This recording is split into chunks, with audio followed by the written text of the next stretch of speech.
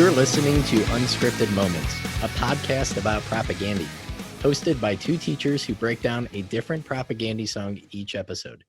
Today we're talking about Tertium Non Datur, track 3 from the 5th full-length LP, Supporting Cast. So, Supporting Cast came out March 10th, 2009 on Small Man Records in the US, G7 Welcoming Committee in Canada, and Hassle Records in the UK. And funny story, because in 2009, when this record came out, I was a teacher in Surrey in the United Kingdom. So I had the Hassle Records edition of this album. See, I lived in Ukraine, in eastern Ukraine at the time, 20 miles from the Russian border, and we did not have a record store, and I barely had internet, so I had to convince my Peace Corps site mate, Chris, to let me go to his school so I could download this and throw it on my iPod. Oh my gosh. And did you get it on the release date, or did you have to or was this like a long process? I think it took a while for me to even realize it came out, and then it might have been a few weeks later. But yeah, I had to set that up and go there on the weekend. I bought it from Banquet Records in Kingston upon Thames, just outside of London. And anybody who lives in the UK or has been to the UK and knows about this store, Banquet, it's got like a super crazy, fantastic punk rock selection.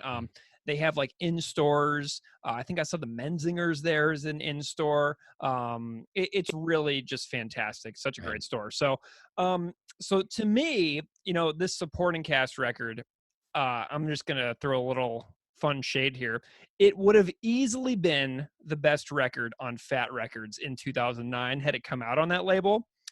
And so many great records came out from Fat that year. I'm thinking of like Dead to Me's African Elephants, Strung Out Agents of the Underground, Teenage Bottle Rocket that came from the Shadows. I think my favorite record on Fat that year was American Steel's Dear Friends and Gentle Hearts. So great records, but to me, like Supporting Cast is like the record that got away. Yeah. Oh, well, though. You know what I mean? Yeah. So this record was recorded at the Blasting Room by Bill Stevenson from the Descendants. And if you read comments or if you have conversations with fans of the band, you hear people comment on the album's production, which is really incredible. Absolutely. It's stellar. Got to give some props to Bill Stevenson's other band, Only Crime, as well. I'm a huge fan of that band, too. So I did a little more digging. I was looking at this record the other day, and I was just immersed in the cover art. So I was like, what's the deal with this cover art image? And did a little research, and I found out that it was painted by a Cree indigenous artist in Canada named Kent Monkman. And so I went to his website, and the amazing body of work at kentmonkman.com or at instagram.com/kentmonkman is stellar. I mean, unbelievable stuff. And I think that everybody should go to Kent Monkman's website and check out his art. And just like this album, the art here seems to have so much to say about settler colonialism, about gender, about sexuality, and these myths and misperceptions about First Nations peoples. And all of that is kind of just laid bare in almost an absurd image that the more that you look at it, there are things that you didn't notice before. And I think that really reflects the album. So here, we're going to talk about the song Tertium Non Datur from Supporting Cast. And we have a really special guest this week. So who do we have, Greg? So we are talking to Sulin Hago, guitarist for Propaganda. And Sulin joined the band a few years back whenever David Gies left the band to pursue a different career path. And I reached out to Sulin and I asked her if she would come on the show. This is before we ever had an episode out at all. And she said, heck yeah, I want to talk about Tertium Non Datur. And I asked her to choose a song that she did not play on. So I wanted her to choose a song from a fan's perspective, because she's loved the band for far longer than she's been in the band. And I wanted her to pick a song that she loves as a fan, having now also joined the band. So we are going to have a fantastic chat with Sue Lynn about her background story of finding the band, what she specifically loves about this song musically and lyrically, and I'm really excited about it. So let's go to our interview with Sue Lynn Hago, guitarist for Propaganda.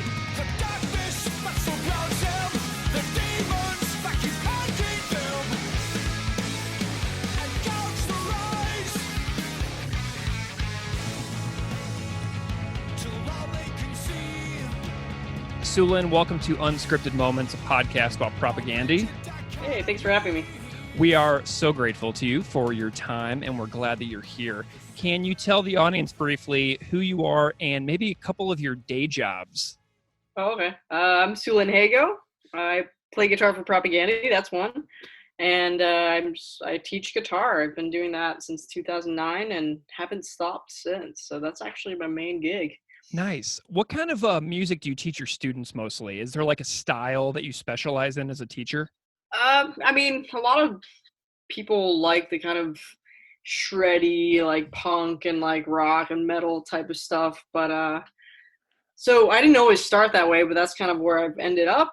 And but I teach a lot of theory too. Nice. And then like I introduce people to jazz who are like a little interested, but or like punk players interested and like just curious about jazz, which is like what I consider myself too. Nice. So yeah, it's kind of mostly that, like shred technique and theory. Do you take on new students regularly? Is this something that you're trying to promote and build up? Yeah, like I'm not the best like at marketing. Like I've never been that. Like Yeah. it's just not comfortable. I don't I should get better at it. So someone contacts me, I'll take them in, but I don't really actively promote teaching. I should, but like I just got someone who contacted me today. I'm like, yeah, sure, let's do this. Wonderful. Well, that's fantastic. And I bet you'll get a few, because I know you're doing some sessions coming up teaching about propaganda songs as well, in collaboration with Chris on his Patreon. So that's super cool. Yeah. So let's dive back a little bit before set the stage a little bit for your fandom and your, involvement with propaganda. What's your earliest memory of discovering the band? Yeah. So I was 14 years old, I think, in my bedroom, and basically like it was at a time when like it was rare to like meet another person who knew about punk and liked punk. And so around the time I had met like one of the first like friends who like liked punk, my friend John.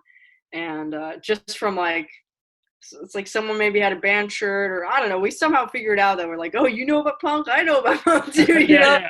Anyway, we were hanging out at my house, and we walked to my room, and he picked up a bass and just started playing the bass line to a PC. And I was like, oh, what's that? And he's like, have you heard of this band Propaganda? I was like, no. Yeah. And that's it. It's pretty cool. I Awesome. Still have it. It's vivid in my mind, just seeing him kind of play on, just kind of rock the, it's pretty cool. Yeah. Did he, did you get the records right away? Did it take some time to track those down? Yeah, I think it did take me some time. It was like, admittedly, it was the time where, CD burning was, so I got Let's Talk More Rock was the first one on a burnt CD. I probably still have that at my parents' at a box. So, yeah. That is so sweet. Well, as we were talking about earlier, I also heard you on another podcast with Sean from Big D and the Kids Table, and you said that you were a fan of the band for a long time. So how long have you been playing guitar at this point? How many years? See, just 20. Nice. Did this band Propaganda, and on that show you said that they were also like basically your favorite band for a long time as well, did they inspire you musically as you were developing as a guitar player as well, when you were just a fan? Oh yeah, for sure. And like I feel like it was at different stages, like I think their earlier stuff, like I liked, Yeah. But I think when I first heard Motor League and like the beginning and the riff, I was like, holy shit, and like most punk like was kind of very power chord and you're kind of like catchy leads and stuff. But hearing that riff, and like just hearing a punk band write something like that, I was like, holy shit. Like I just remember reacting to it. I was like, what, must have been like 99, 2000 or something. Yeah. So I just, that really like stayed with me, and it kind of like really inspired me to think like, okay, like you don't have to kind of stick to this like mold of like being this kind of punk guitarist. Like and just like just the riffing, you know, because I think I liked metal as a very young kid, but I think my surrounding was more like in punk culture, so I went that route, you know. Nice. And It's such a similar story. My friend Eric from Counterpunch, we were talking about Motorly the other day, and he's like, those riffs just make me go in my car and go crazy. yeah, You can't control yourself whenever those come on. yeah, and it's even the opening line, you know, it's like, oh, this fucking this dude means business, you know. Yeah. It's just like an attitude that and like, and I was young then, like so there's something about it. Even I'm sure I didn't even know, I couldn't put it to words, but and at that young age, you know, everything's just feeling, and you Yeah. can't even describe it. It's just like, holy shit. So it kind of was something I wanted to strive for in terms like attitude with music. And then I think later on, as they developed and as I developed, that's what's cool about like when you follow bands for a long time, is like as you're growing, so is the band, and it's like it's this mutual experience. Like even if they're strangers, you know, it's like it's nice to have that like that parallel. And I think when Supporting Cast came out, that's actually, I think that's when they became like my favorite band, because that like lyrically, and it felt like developed. And I think for myself as a listener, I always like wanting to grow, and it just was like something that just matched where I was and what I wanted to hear, you know. Yeah, well, and when I reached out to this project, it's good that you bring up Supporting Cast, because that's going to feature prominently in our discussion in a moment. But you told me, I asked you to list some of your favorite songs from when you were not in the band. So I asked you to pick songs you didn't play on. And I did this because, like, I bet Todd has favorite songs from Less Talk, More Rock and How to Clean Everything. I bet the Beeve has favorite songs from the records he wasn't on. And all of your favorite songs that you sent to me are all from Supporting Cast. Is that your favorite record? Yeah, I noticed that. And, you know, sometimes I wonder if there's a bias with, like, whenever you have a favorite of something, if it has to do with, like, where you're at in your life. And, you know, because it's like, yeah, I noticed that actually today. I was like, what the fuck? Like, and, like, it's like, it does, but there's just something that it did to me. I think,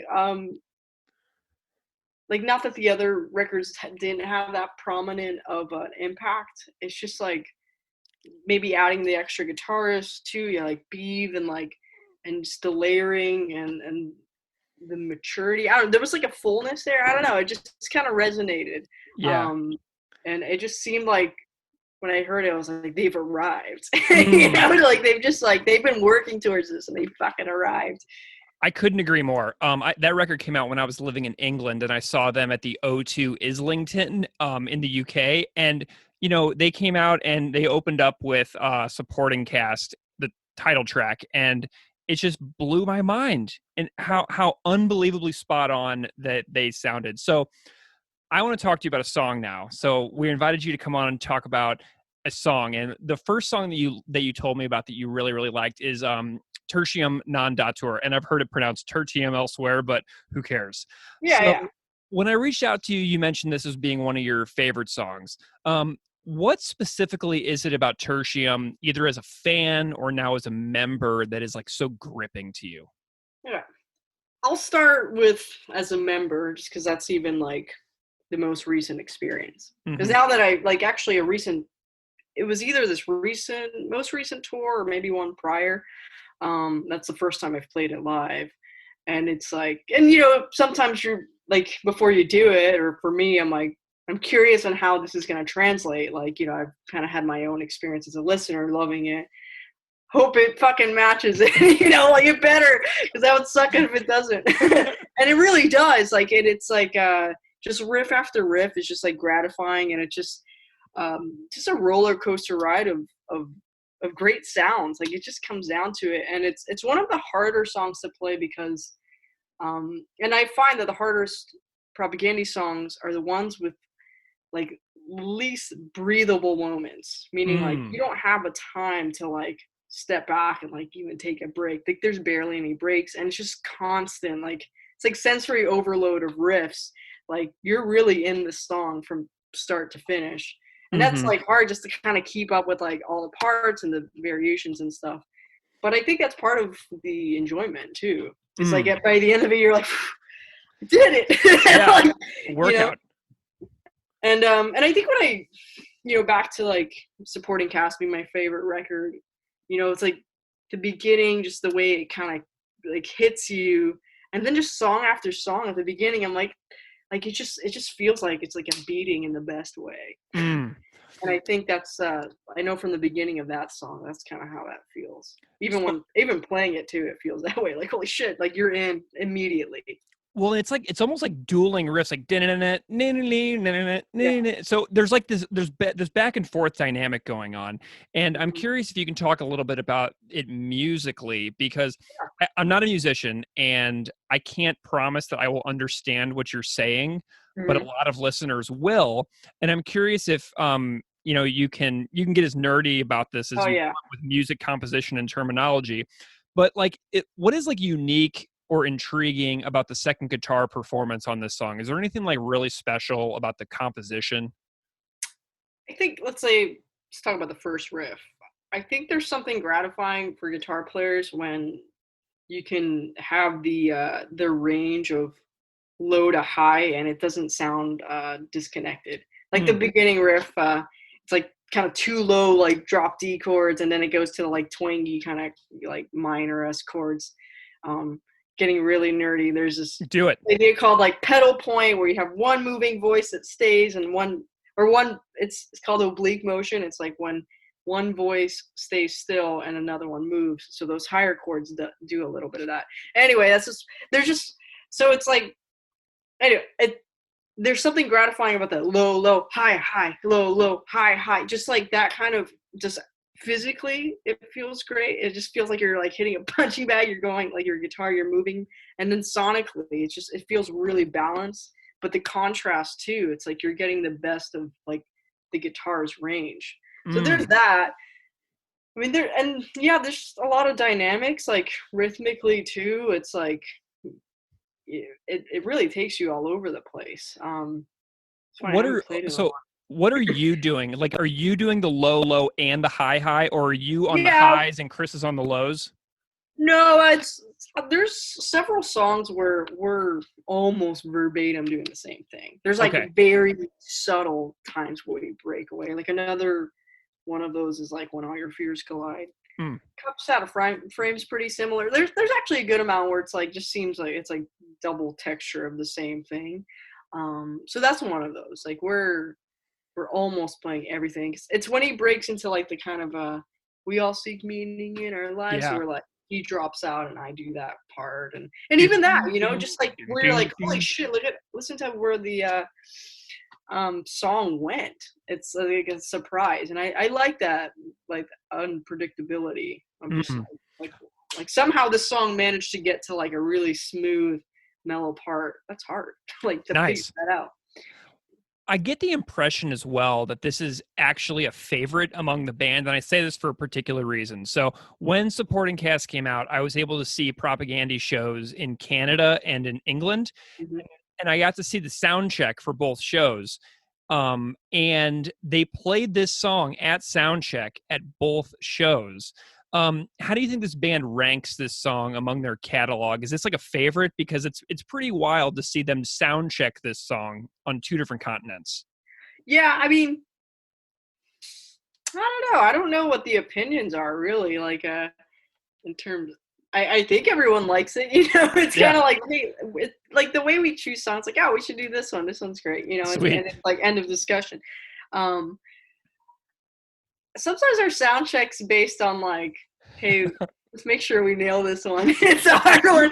So it could have been that. I mean, I wasn't in a band then, but I know from now our experience is like, hey, let's kind of go over the one that's practice. When it comes to the set, like make the most out of soundtrack, like do a little extra practice on it, especially too being that song's so demanding. Yeah, it's a good one to put through sound checks because that's what you're doing. You're making sure everything's clear. You don't want it to be like where it's not clear, and then that song, if it falls out of sync, it's so obvious and it sounds like a fucking bag of hammers. Train wreck. Yeah. Nice. Is there anything specific that you like lyrically about this song? There's a lot. Actually, I should nerd out and pull it up just so that I get specific and stuff. Yeah. And I mean, this it's actually, heavy, funny it's enough, deep. this channel's like my other interest in art, which is a little bit more like under wraps, but I actually have a degree in creative writing, like, and I studied poetry. So I'm kind of, so that's another part of like propaganda. I felt like as a listener before being in a band, obviously still now in the band, but definitely as a fan, I was just, you could just tell the effort put into it. And especially this song is one of those, like, there's so much good, just strong lines. Like, okay, so do you want me to like just go? Yes. Okay. Of course I do. Really nerd out. And I don't know if I'm right. And like, here's one thing before I get into this. Like, Sure. I know I'm in a situation where I could be like, okay, Chris, tell me about this song. I don't want to do that. Like, sometimes I'm like, just kind of let, it's like a mythical creature, like, or like, just let it kind of simmer the way it did naturally.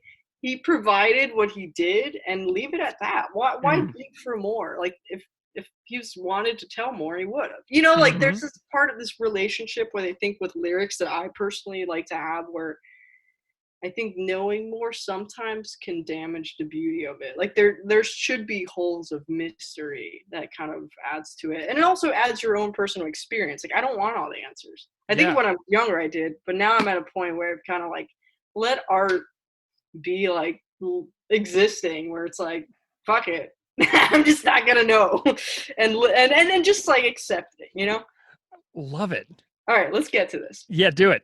So the beginning, to me, if I'm interpreting this, the whole like all the suck thumbs and held skirts and blankets so secure, that's getting to very like almost like coddling, like thinking like all these images of like not developing or not allowing someone to develop, and like kind of like, the suck thumbs, like kind of you have to wean off that. The held skirts is like kind of clenching maybe to your mom, like being scared, and same thing with the blankets secure. It's like a helicopter kind of almost parenting. There's something in that. That's how I interpret it, where it's like almost like this idea of something happens to you young, or to certain people young, that's like they're not allowed to, like, already they're kind of facing some kind of withheldness in a way.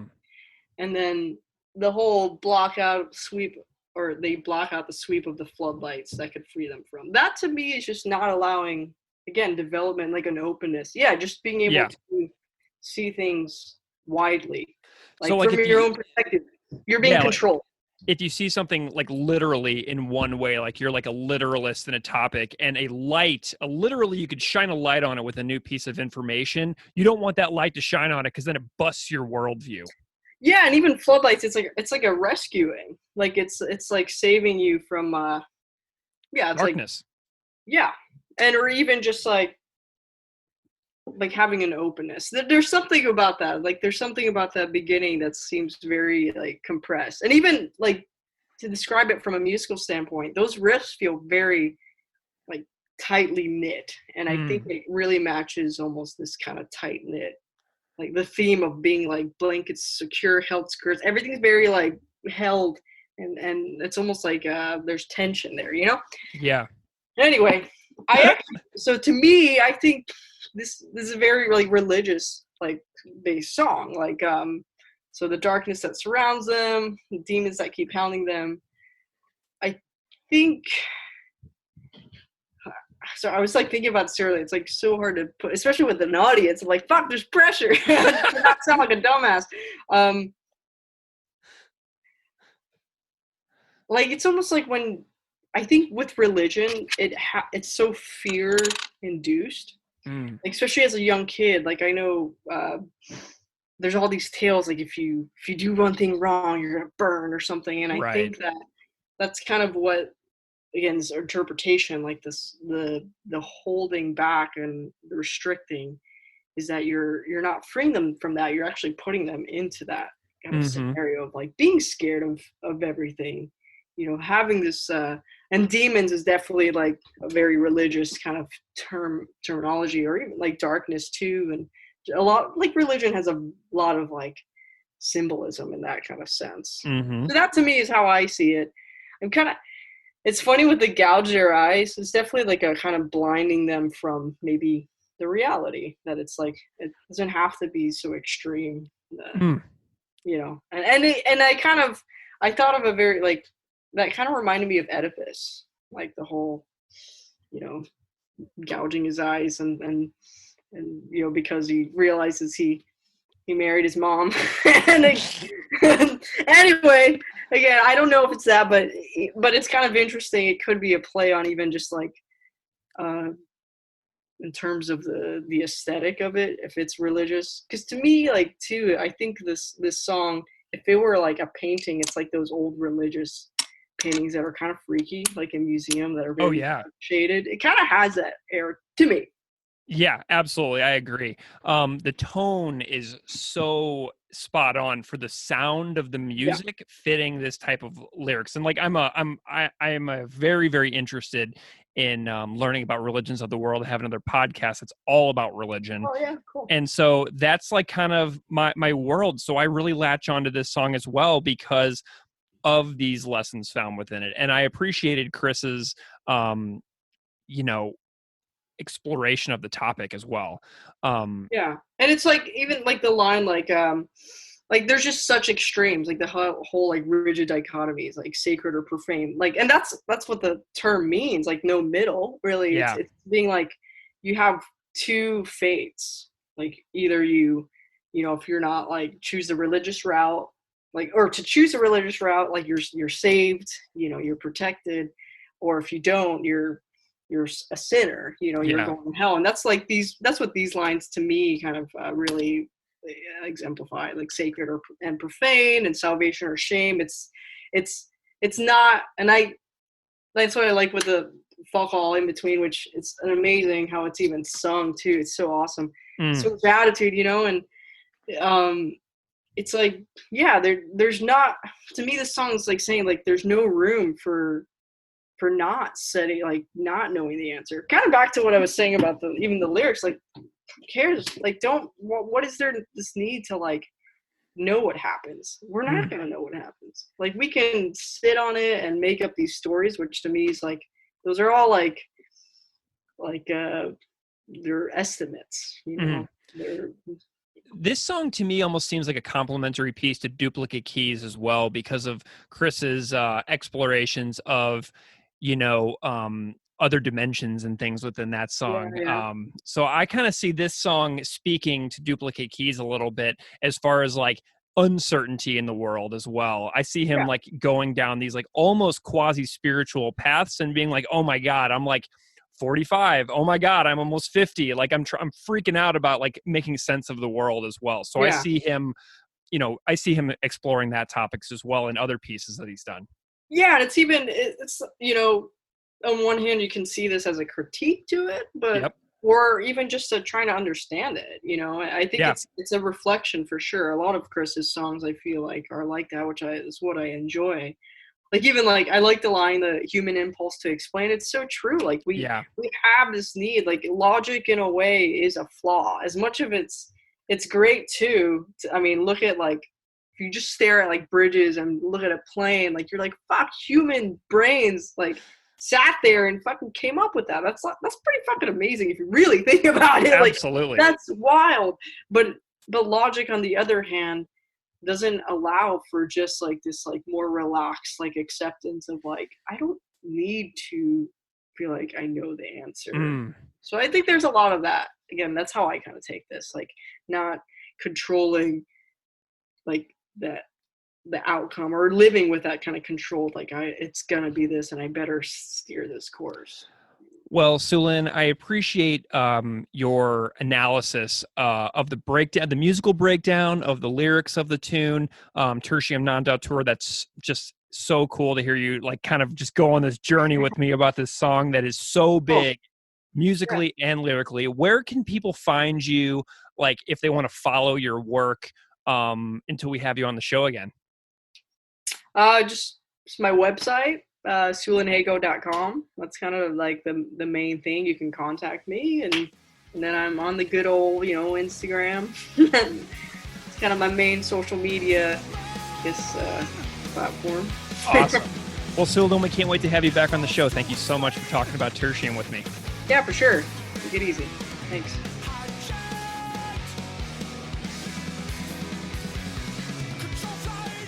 So that was a great chat with Sulin. Fantastic. Keith, what did you enjoy about my chat with Sulin?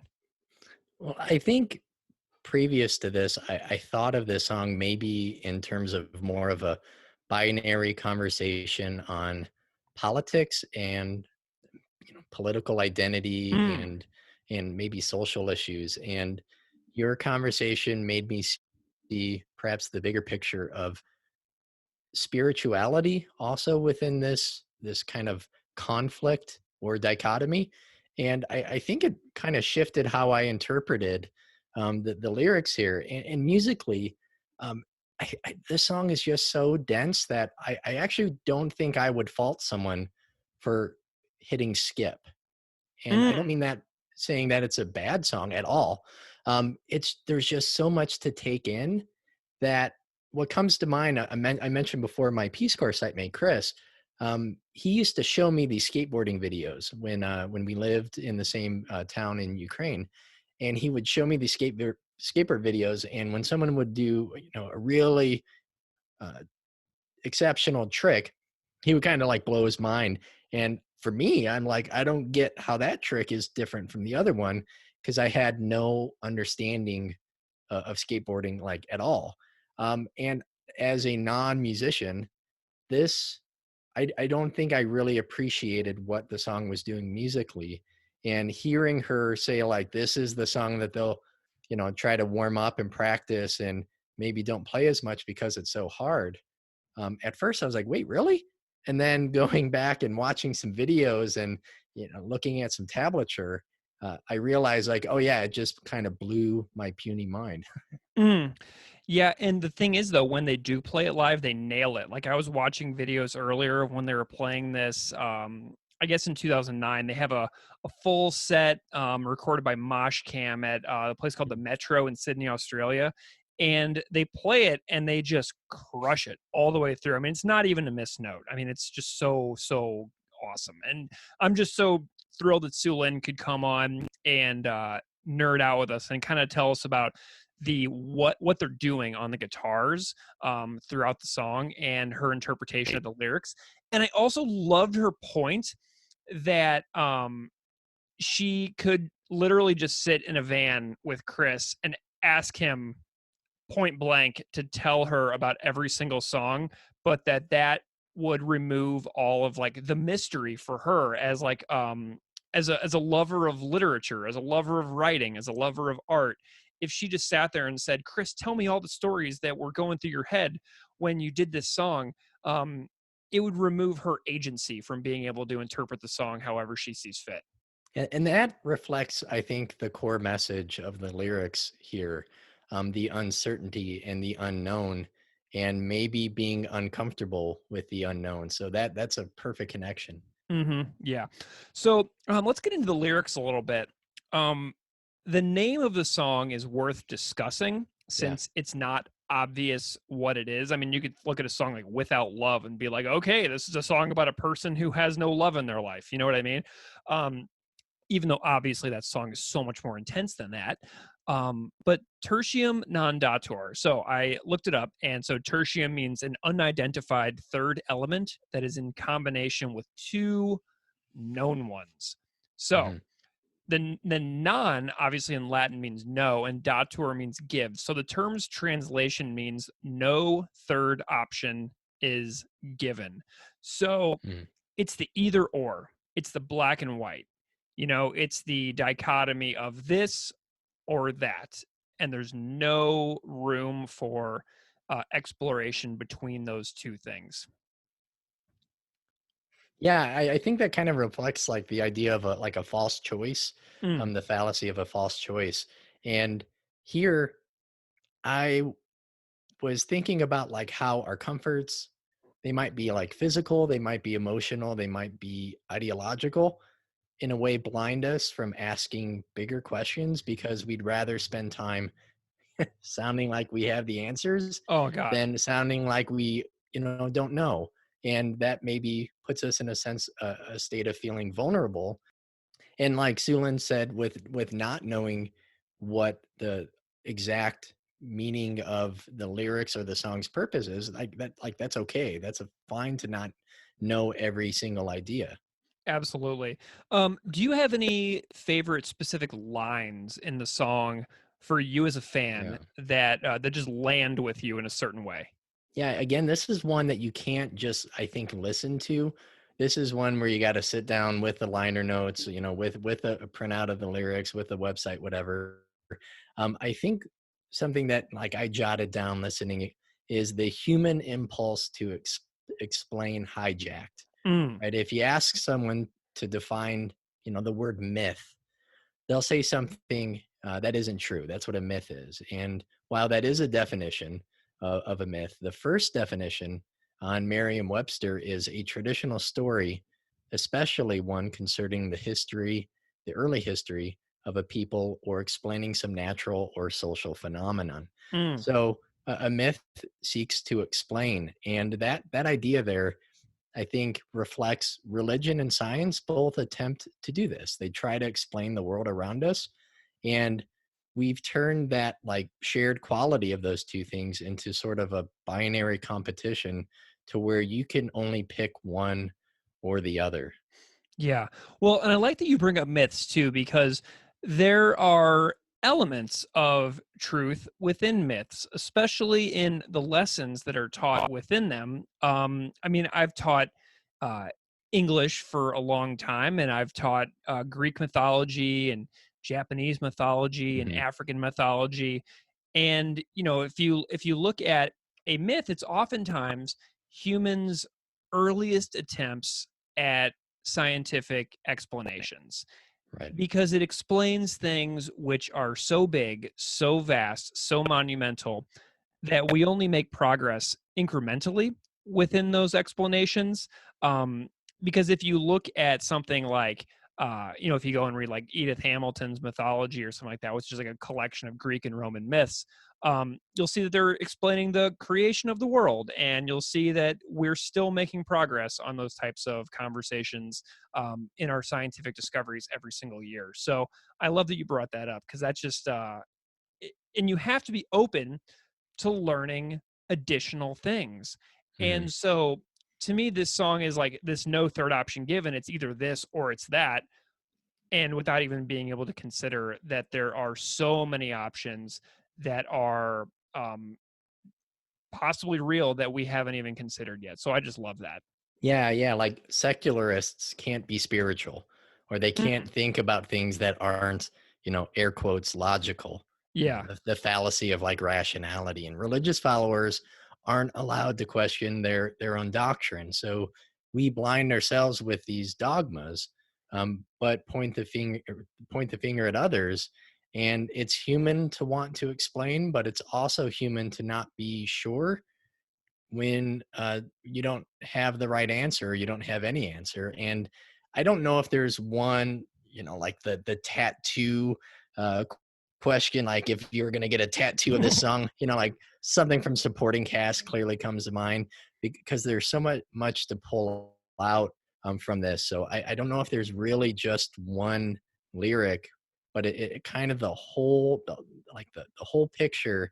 But again, that one idea, that the human impulse to explain hijacked, that one I think is my favorite. What about you? So I've got a couple. And the first one I want to talk about is actually the last line in the Mm, song because it's something that I've overlooked pretty much the entire time this record has been out. So it's like we put out our own eyes and reproach the blind. It's yeah. the last line in the song. And this one just jumped out at me today, and I decided I was going to talk about it because I noticed it in a new way for the first time. So to me, this line says that we don't allow ourselves to explore because we feel like we already have the answers. I'm not saying everybody, but some people. but then we chastise those who do explore the vastness of what this world has to offer. So, like, I can't even begin to imagine how many kids have been shunned by their families for daring to be curious outside of a rigidly defined set of beliefs within four walls under a roof with a family, right? It reminds me of a guy I interviewed on my other podcast who left a very, very insular religious family after he stopped believing in God, and he was banished from his community for being like a dreamer and a thinker and a person who was curious to live his life beyond the front cover, the back cover, the spine, and the pages of a certain set of texts. Yeah. And he lost his entire family for wanting to look outside of the boundaries of what was presented to him as true his entire life.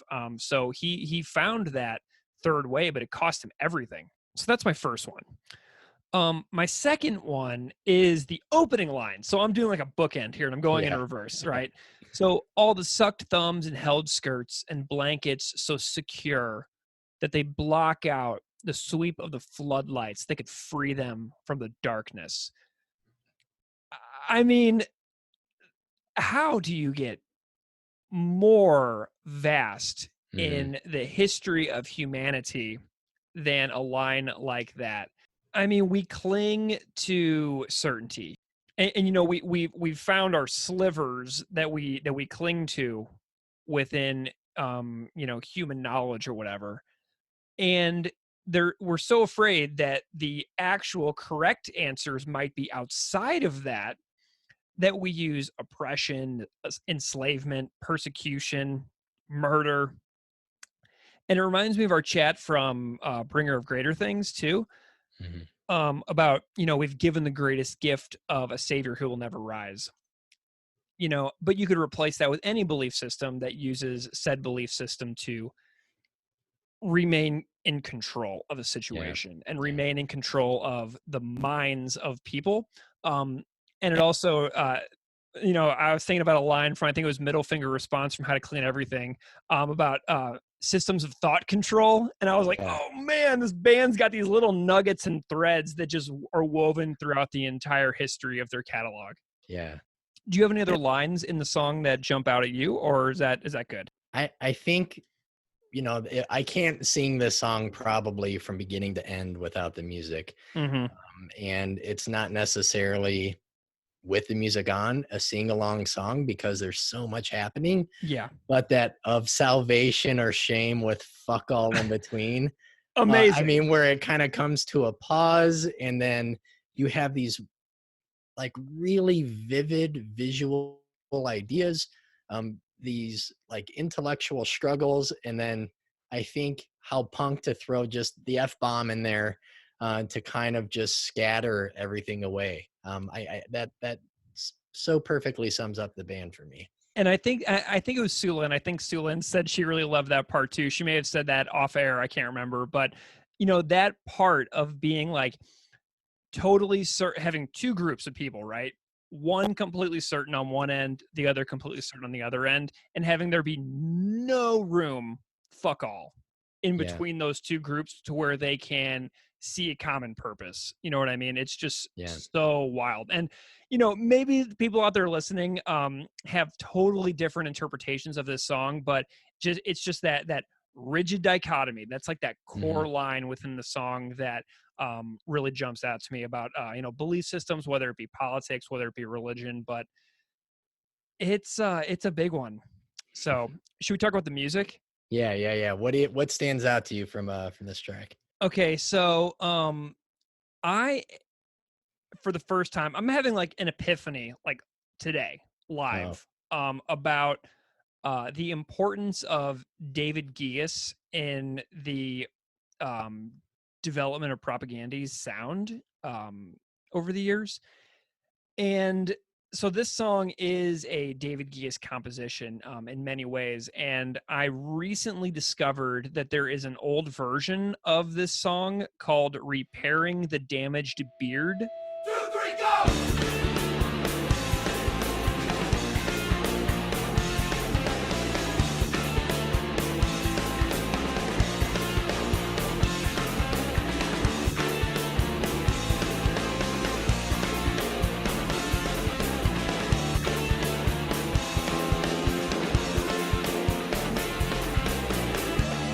on the Giant Sons anthology, which came out on G7 Welcoming Committee.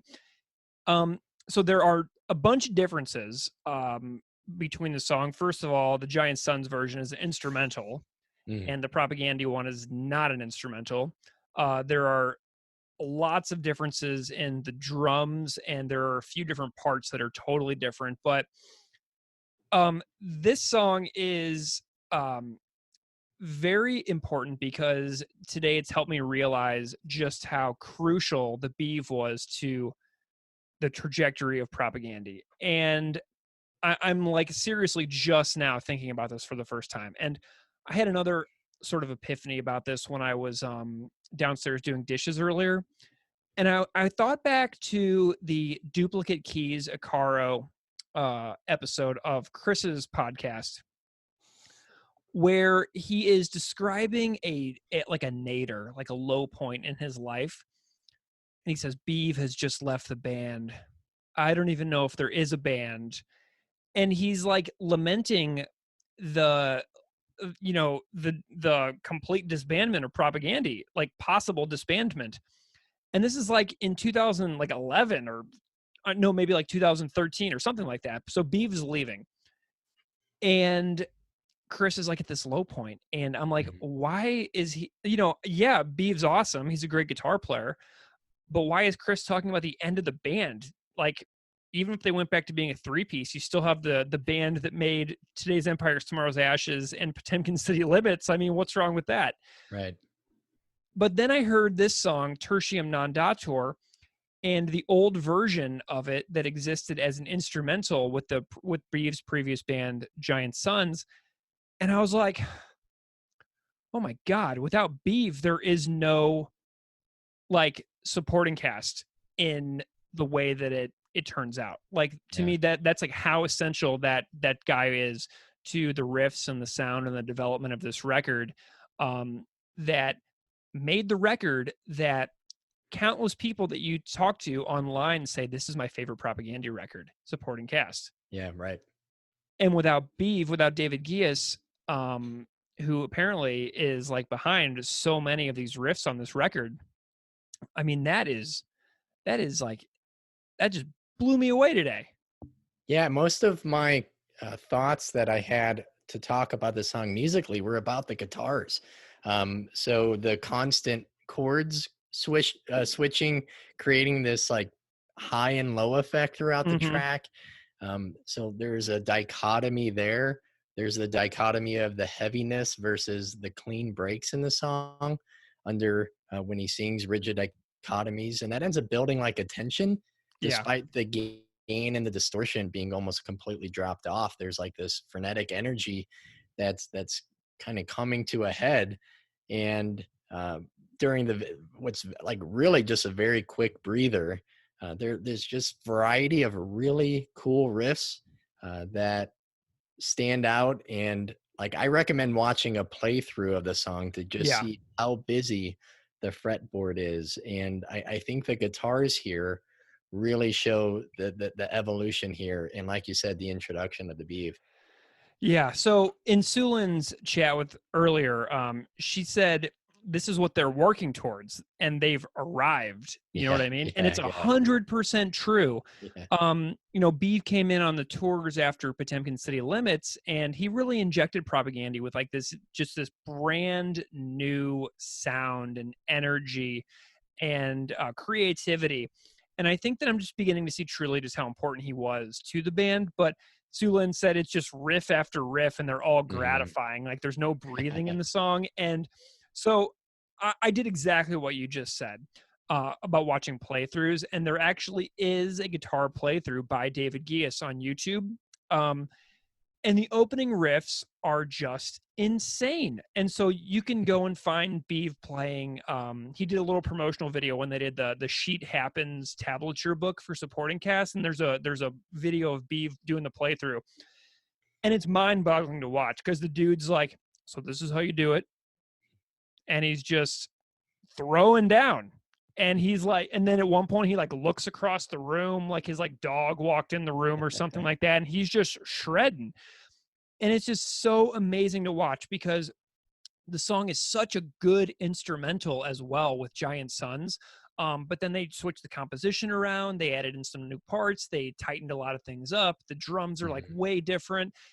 And, you know, here's Beeve just shredding and looking across the room. And he's like, that's how you do it.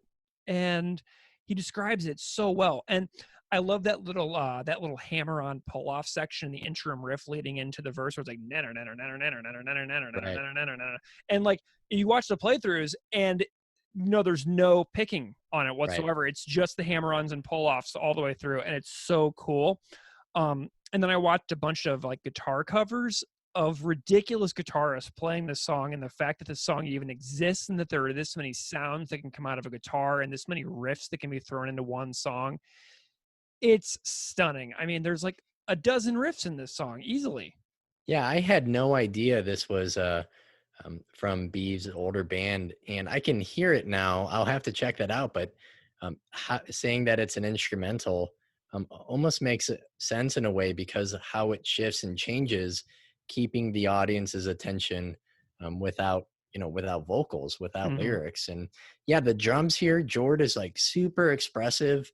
His fills and cymbals, and I would love to see a drum cam because really kind of listening here, it also seems like maybe one of his busier tracks, Mm-hmm. certainly on this album too. And Todd kind of occupies like the lower end of the bass, like a backbone throughout the song, kind of keeping it heavy. But Mm-hmm. then as the fretboard, or he builds up higher into the fretboard as the song kind of seems to have like these multiple climaxes. But I think just compositionally, I don't get everything, and I don't understand how and why it's so complex and intricate.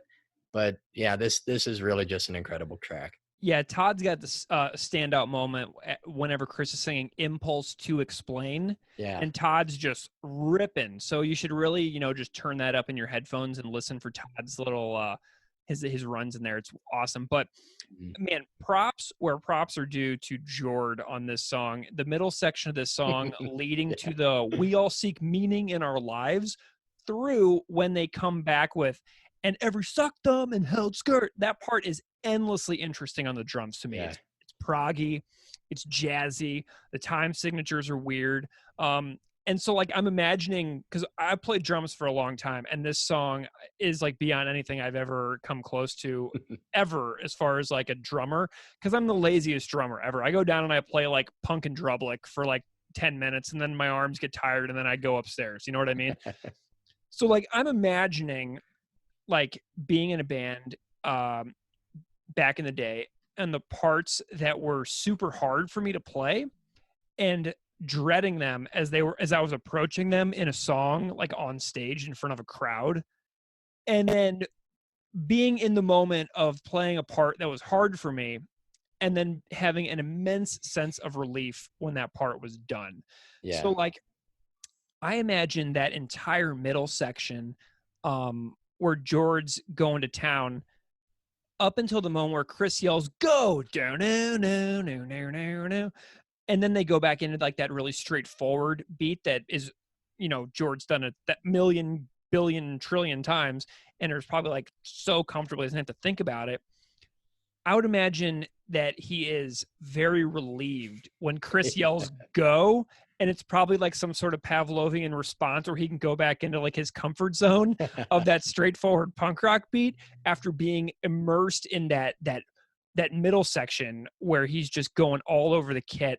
And I know that it probably doesn't freak Jord out in reality to be in the middle section because he's been playing live for decades, but I've actually, that song was that part was like I was feeling dread for him about playing that part live when I was listening to it. I was like, what in the world is happening here? So I hope he's okay. yeah, oh my gosh, George, did you live?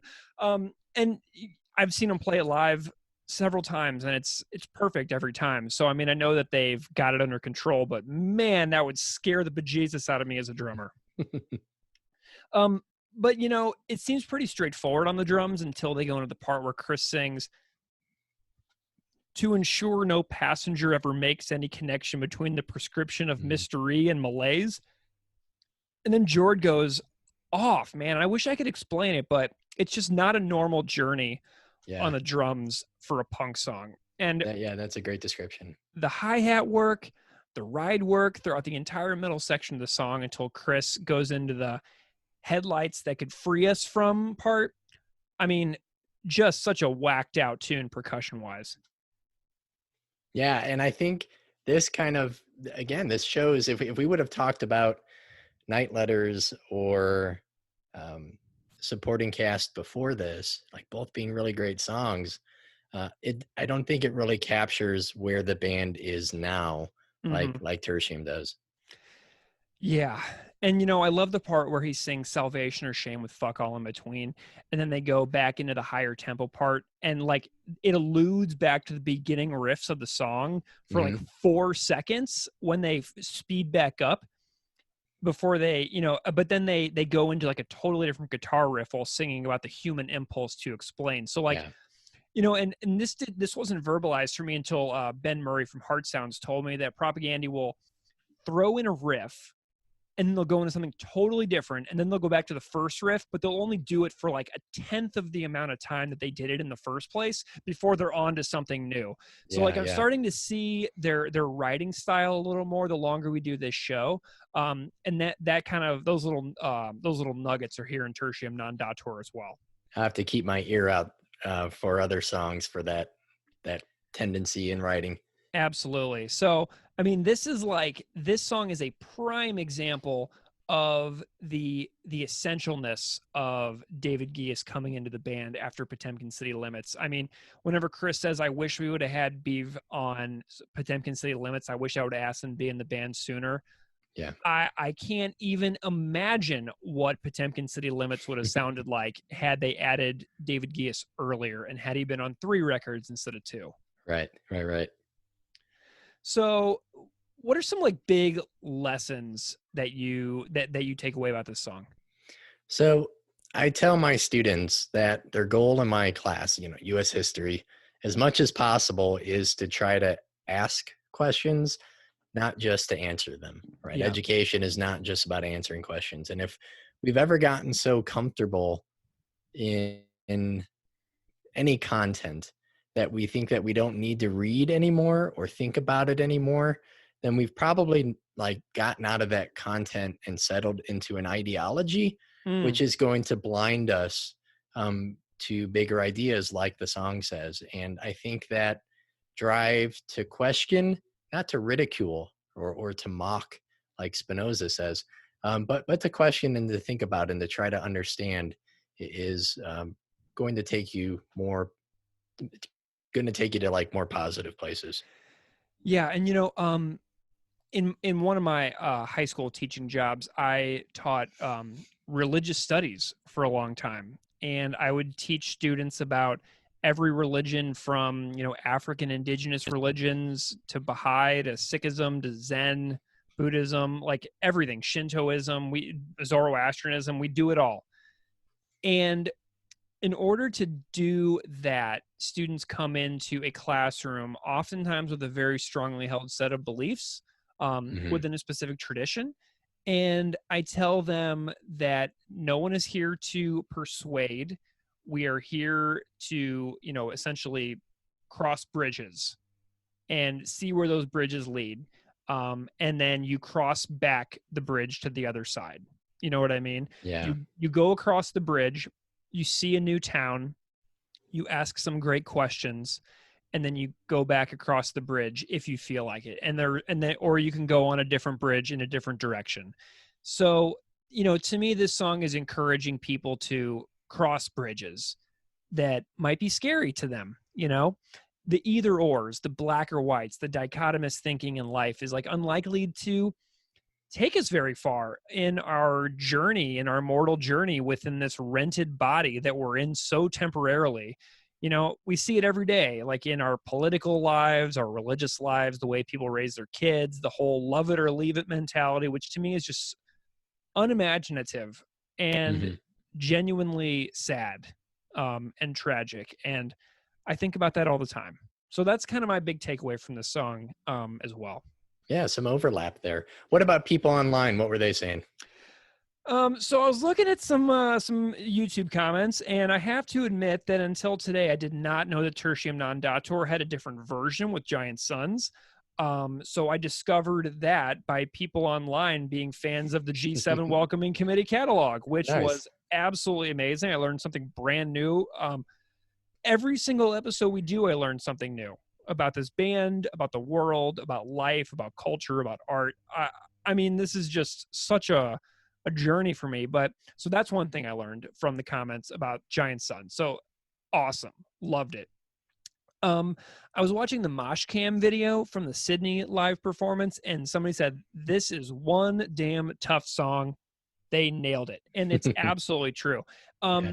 And within one part of that video, I noticed that Chris was like really going for it in the high range of his vocals.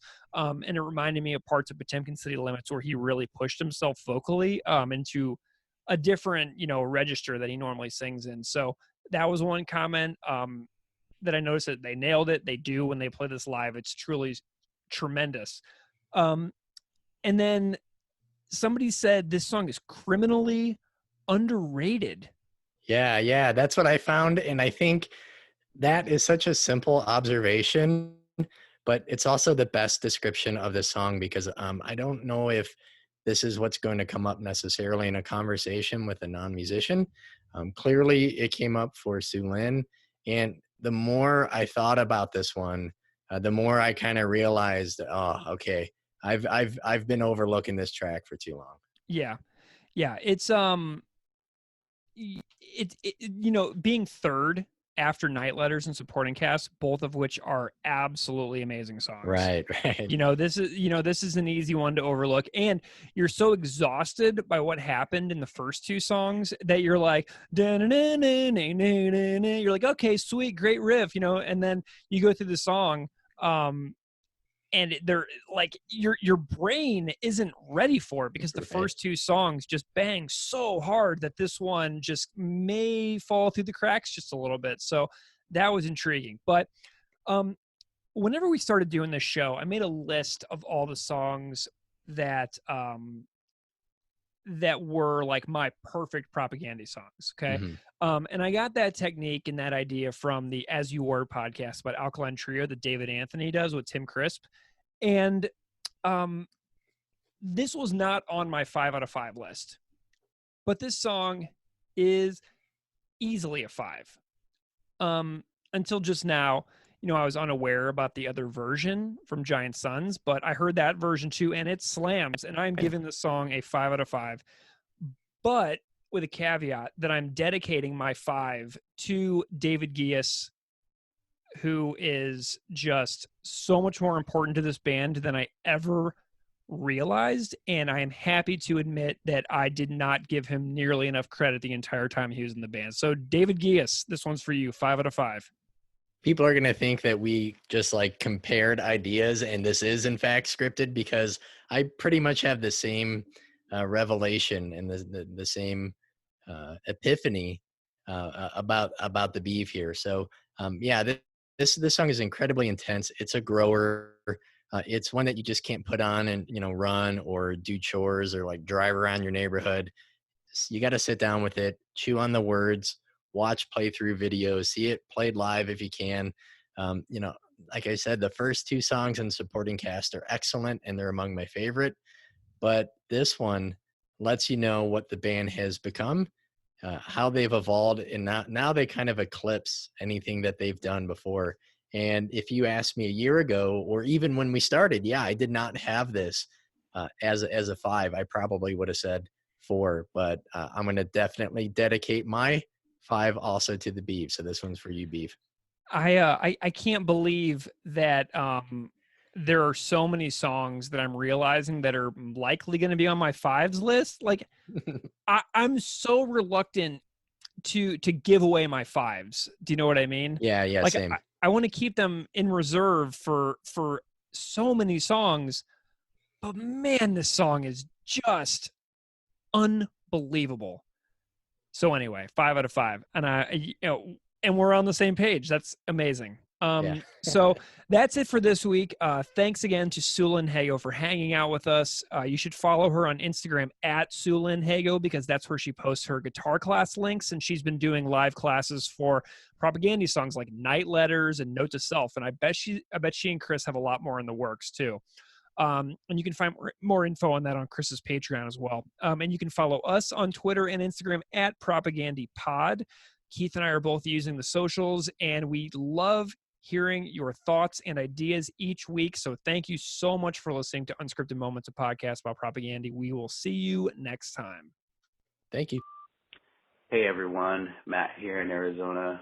Massive Propagandy fan. The best band on the planet, in my opinion. I first heard them when I was like 13, cruising around on my skateboard when my buddy took his Walkman out and made me listen to Anti-Manifesto. I just think every record's progressively better than the last one. A couple of my favorite songs are Ladies Night in Loserville and Back to the Motor League. Love the podcast, love what you guys are doing, and I really can't wait to listen to more. Okay, that's it. Bye. Unscripted Moments, a podcast about propaganda, is created, hosted, and produced by Keith Goff and Greg Soden. Musical clips on this show are composed and performed by Propagandy. Artwork on the show is by Justin Santora, who can be reached at justinsantora.com. You can find us on Twitter at PropagandyPod and on Instagram at PropagandyPod. If you like the show, please drop a rating on your podcast app of choice and subscribe to receive future episodes. Tell your friends. Thank you so much for listening.